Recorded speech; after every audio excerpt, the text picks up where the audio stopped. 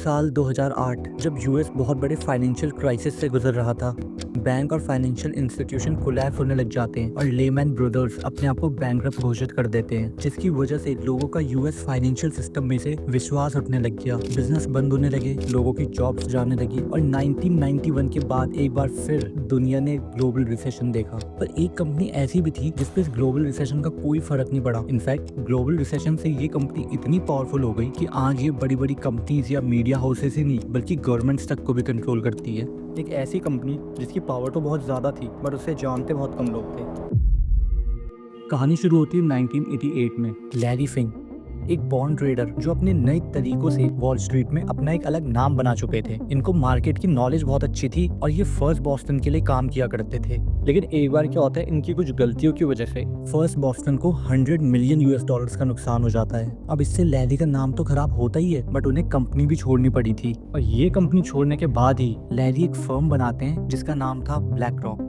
शुरुआत में black rock एक छोटी सी बॉन्ड ट्रेडिंग फर्म थी, मगर ये छोटी कंपनी आगे चल के दुनिया की सबसे बड़ी एसेट मैनेजर बन जाएगी, ये उस वक्त किसी ने सोचा भी नहीं होगा। फिंक का विजन सिंपल था, एक ऐसी कंपनी बनाना जो अपने क्लाइंट्स को मैक्सिमम प्रॉफिट बना के दे सके। और धीरे धीरे ब्लैक रॉक एक छोटी बॉन्ड ट्रेडिंग कंपनी से एक ट्रस्टेड एसेट मैनेजमेंट फर्म बनने लगी। ब्लैक रॉक की असली ग्रोथ उसके नए नए क्लाइंट्स और वॉल स्ट्रीट पे मिलती सक्सेसफुल डील्स की वजह से होती गई। और धीरे धीरे इस कंपनी ने नए नए सेक्टर्स में अपना पोर्टफोलियो एक्सपैंड करना शुरू कर दिया। ये वो वक्त था जब ब्लैक रॉक ने अपने क्लाइंट्स को सिर्फ इन्वेस्टमेंट में एडवाइस ही नहीं दी बल्कि उनके लिए एक रिस्क मैनेजमेंट प्लेटफॉर्म भी डिजाइन किया जिसका नाम था अलादीन। ये एआई पावर सिस्टम था जो $1 ट्रिलियन इन्वेस्टमेंट को रियल टाइम मॉनिटर और एनालाइज करता। और अलादीन की मदद से ब्लैक रॉक दुनिया भर के बड़े बैंक्स और कोऑपरेशन के रिस्क और रिटर्न्स को मॉनिटर करने लग गया। पर असली टेस्ट आता है 2008 के फाइनेंशियल क्राइसिस के दौरान।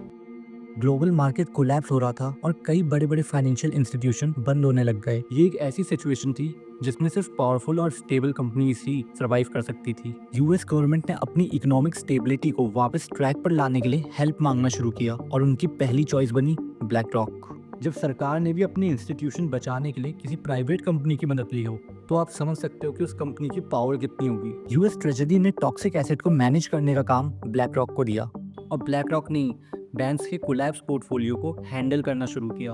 जब ब्लैक रॉक ने सिर्फ एसेट मैनेजर का रोल ही नहीं बल्कि एक गवर्नमेंट सेवियर का भी रोल प्ले किया। और यही वो पॉइंट था जहां से ब्लैक रॉक की पावर एक अलग ही लेवल पे जाने वाली थी।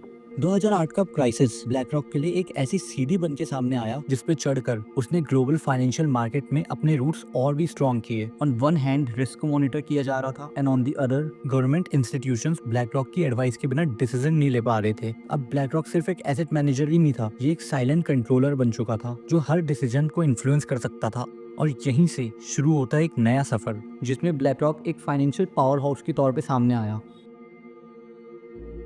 2008 का फाइनेंशियल क्राइसिस सिर्फ एक मेल्टडाउन नहीं था, ये एक रीसेट बटन था जो दुनिया के फाइनेंशियल सिस्टम को दोबारा से डिफाइन कर गया। ब्लैक रॉक ने इस रीसेट को एक अपॉर्चुनिटी बनाया और धीरे धीरे दुनिया के फाइनेंशियल इकोसिस्टम का सबसे पावरफुल प्लेयर बन गया। क्राइसिस के बाद गवर्नमेंट्स को समझ आने लगा कि फाइनेंशियल स्टेबिलिटी के लिए एक ट्रस्टेड एडवाइजर की बहुत जरूरत है और वो एडवाइजर बना ब्लैक रॉक। जब भी कोई फाइनेंशियल इमरजेंसी होती थी तो ब्लैक रॉक का नाम सबसे पहले होता था। सिर्फ अमेरिका ही नहीं, यूरोप और एशिया के भी कई देश ब्लैक रॉक की कंसल्टेंसी को अपनी इकोनॉमिक स्ट्रेटेजीज में अडॉप्ट करने लगे। अब सरकारें ब्लैक रॉक को सिर्फ एक एसेट मैनेजर ही नहीं, एक स्ट्रेटेजिक पार्टनर की तरह देखने लगी और यही ट्रस्ट उसकी इन्फ्लुएंस का सबसे बड़ा बेस बना। 2009 में ब्लैक रॉक ने बीजीआई को एक्वायर किया। ये दुनिया का सबसे बड़ा ईटीएफ प्रोवाइडर था। इस एक्विजिशन के बाद ब्लैक रॉक का साइज और इन्फ्लुएंस दोनों ही बहुत ही तेजी से बढ़ा। वो दुनिया का सबसे बड़ा एसेट मैनेजर बना और इसका पोर्टफोलियो $3 ट्रिलियन तक पहुंच गया। इस एक्विजिशन ने ब्लैक रॉक के इन्वेस्टमेंट मॉडल को और भी स्ट्रेंथन किया। अब ब्लैक रॉक के पास इंडेक्स फंड और ईटीएफ का ऐसा नेटवर्क था जो दुनिया के बड़े कोऑपरेशन में यूनिवर्सल ओनरशिप प्रोवाइड करवाता था। लैरी फिंक का इन्फ्लुएंस फेडरल रिजर्व में इतना बढ़ गया कि उनकी रिकमेंडेशंस को पॉलिसी मेकिंग में भी इंक्लूड किया जाने लगा। एक तरफ ब्लैक रॉक गवर्नमेंट को फाइनेंशियल स्ट्रेटजीज बनाने में मदद कर रहा था, दूसरी और वो अपनी इंटरेस्ट के हिसाब से फाइनेंशियल पॉलिसीज को इन्फ्लुएंस कर रहा था। अब ब्लैक रॉक ने क्योंकि यूएस गवर्नमेंट की इतनी मदद की थी, इन रिटर्न यूएस गवर्नमेंट ने भी ब्लैक रॉक की काफी मदद की, जिसकी वजह से आज ब्लैक रॉक दुनिया की सबसे पावरफुल कंपनी बन चुका है। एप्पल, माइक्रोसॉफ्ट, गूगल, गाइस आप किसी भी कंपनी का नाम ले लीजिए, न सिर्फ ब्लैक रॉक उस कंपनी की बहुत बड़ी शेयर होल्डर होगी बट वहाँ पे इस कंपनी का इन्फ्लुएंस भी बहुत ज़्यादा होगा।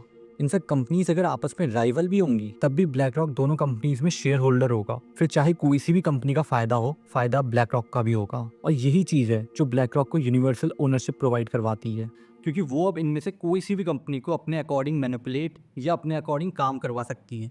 And this thing makes black rock very powerful. पर आपको पता है ब्लैक रॉक के अपने पावरफुल होने का सीक्रेट क्या है? अलादीन। एक्चुअली 1988 में लैरी फिंक ने ब्लैक रॉक शुरू किया था एक सिंपल विजन के साथ कि वो अपने क्लाइंट्स को मैक्सिमम प्रॉफिट बना के दे सके। और प्रॉफिट के लिए सबसे इंपॉर्टेंट होता है डेटा को एनालाइज करना और रिस्क को मैनेज करना। और इसी विजन के साथ जन्म हुआ अलादीन का।